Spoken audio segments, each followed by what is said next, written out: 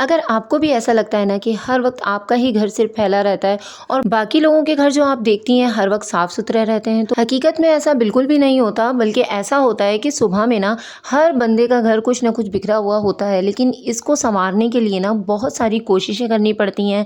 अपने आप को सुस्ती डिप्रेशन से निकाल कर ना घर के कामों में लगाना पड़ता है दिल, और उसके बाद फिर जाकर हमारे घर में ना वो चीज़ नज़र आती है जो हम औरतें देखना चाहती हैं। तो आज के पूरे व्लॉग में आप लोगों के साथ ना मैं ये सारी बातें शेयर करूंगी, वो तरीके आपको बताऊंगी जो मैं यूज़ करती हूँ और जिससे मैं अपने घर का काम झटपट कर लेती हूँ।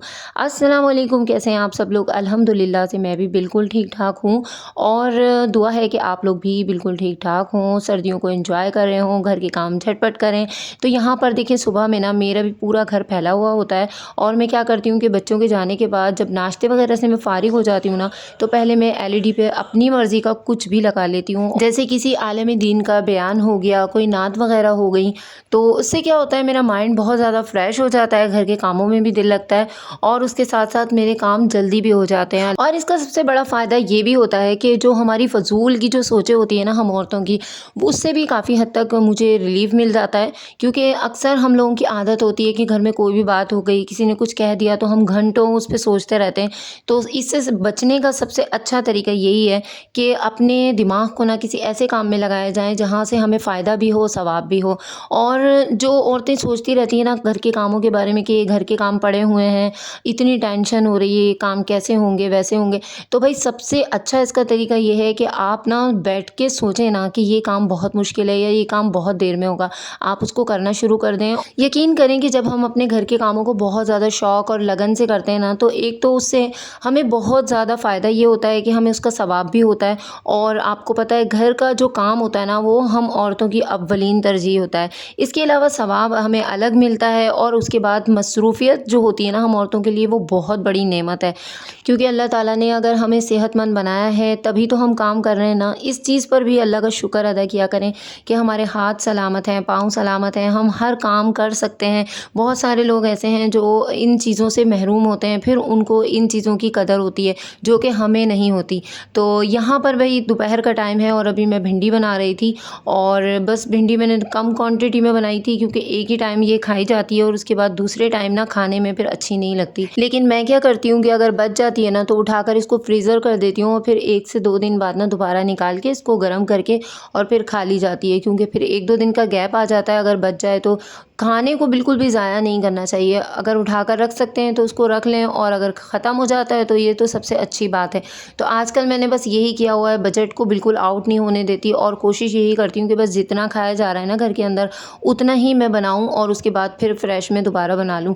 वैसे तो मेरी कोशिश हमेशा यही होती है कि मैं जो भी बनाऊँ ना बस वो जल्दी से बन जाए और मैं घर के कामों से जल्दी जल्दी फ़ारिग भी हो जाऊँ और काम भी अच्छे हो जाएँ। और लेकिन बस मुझे ये होता है कि जो भी बने ना सब शौक़ से खा लें और अच्छा सा बन जाए।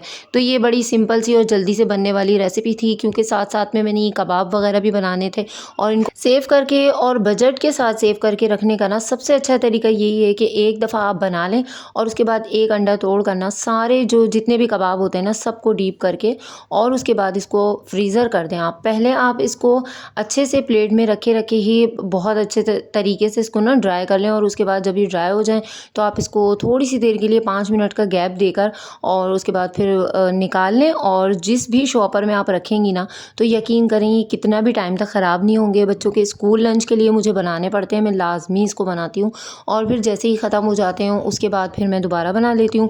इसके साथ साथ ये होता है कि जब घर में हमारे पास कभी कुछ खाने के लिए नहीं होता, कोई सालन नहीं होता, सम टाइम ऐसा होता है ना, सबके ही घरों में होता होगा कि घर में कभी कुछ भी नहीं होता तो ये फ़ौरन से काम में आ जाते हैं। और यहाँ पर आकर ना आपको अपनी समझदारी पे अक्सर जो होता है ना वो फ़ख्र भी होता है और बड़ी खुशी भी होती है कि यार कोई टेंशन नहीं हुई और घर में सबने खाना भी खा लिया।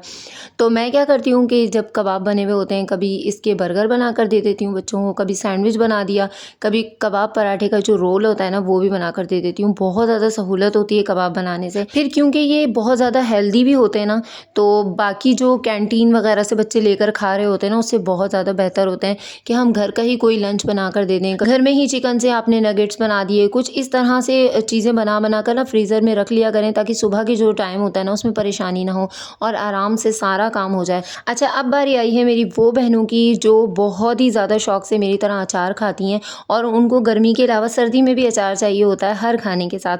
मेरा ना काफ़ी टाइम से दिल कर रहा था कि मैं अचार बनाऊँ, लेकिन इस दफ़ा ना कुछ ऐसा हुआ कि मैं अचार बिल्कुल नहीं बना सकी, तो सोचा कि अभी सर्दियों में बना लेती हूँ।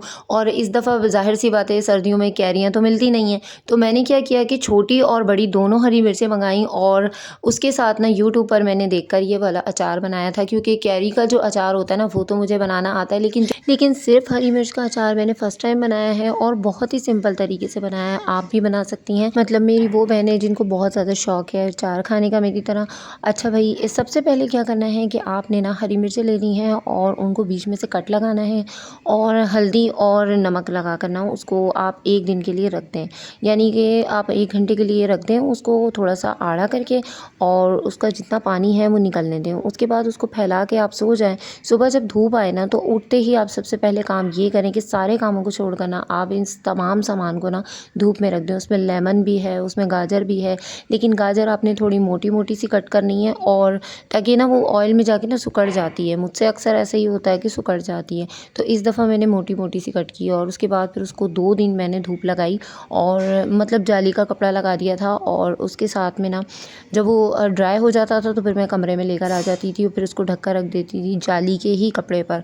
अच्छा, एक तरफ ये सारी चीज़ें ड्राई हो गई, अब दूसरी तरफ हमने जो मसाला, अगर आप बाज़ार का पसंद करती हैं तो बाज़ार का मँगा लें, वरना मैंने सारे मसाले मँगा कर ना उनको हल्का सा रोस्ट करके और फिर उसको ब्लेंडर में पीस लिया था, जिसमें था ज़ीरा, कुछ काली मिर्चें और मेथी दाना, इसके अलावा राई दाना, कलौंजी भी डाली थी थोड़ी सी और सौंफ भी डाली थी। अच्छा, कलौंजी जो होती है ना वो अचार को अगर हम ज़्यादा क्वांटिटी में डाल देते हैं ना तो कड़वा कर देती है, तो कलौंजी की जो मिकदार होती है आपने कम रखनी है। सौंफ अच्छी सी रख दें आप, मतलब जितना सामान आपने सारा डाला है इतना ही आप कलौंजी भी ले लें, और सब सामान को ना आप चाहें तो 2-2 चम्मच ले लें, चाहें तो 3-3 चम्मच ले लें, लेकिन कलौंजी आपने बस आधा चम्मच लेनी है, इससे ज़्यादा नहीं लेनी।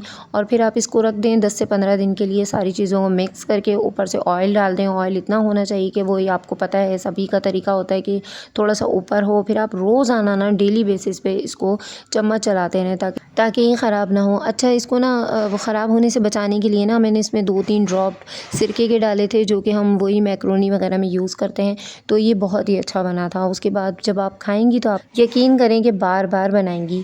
और भाई सर्दियों में ना इस तरह की अगर चीज़ें होती हैं ना घर के खाने में, स्पेशली बेसन की रोटी हो गई, मेथी के पराठे हो गए, सादे पराठे हो गए, तो उन चीज़ों के लिए ना ये बहुत ही बेस्ट ऑप्शन है।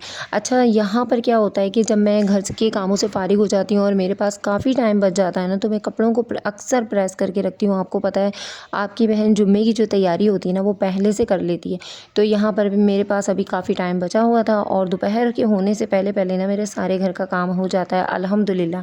तो यही सारी वो बातें होती हैं जो मैं आप लोगों के साथ शेयर करती हूँ। आपको अक्सर कहती हूँ कि आप सुबह उठें, एक सिर्फ सुबह उठने की वजह से ना हमारी कितनी सारी परेशानियाँ हैं ना वो ख़त्म हो जाती हैं। तो ये था जी आज का छोटा सा व्लॉग। उम्मीद है कि आपको पसंद आया होगा। पसंद आए तो लाइक शेयर सब्सक्राइब ज़रूर कीजिएगा। मुझे रखिएगा दुआओं में याद, अपना रखिएगा बहुत ज़्यादा ख्याल। अल्लाह हाफ़िज़।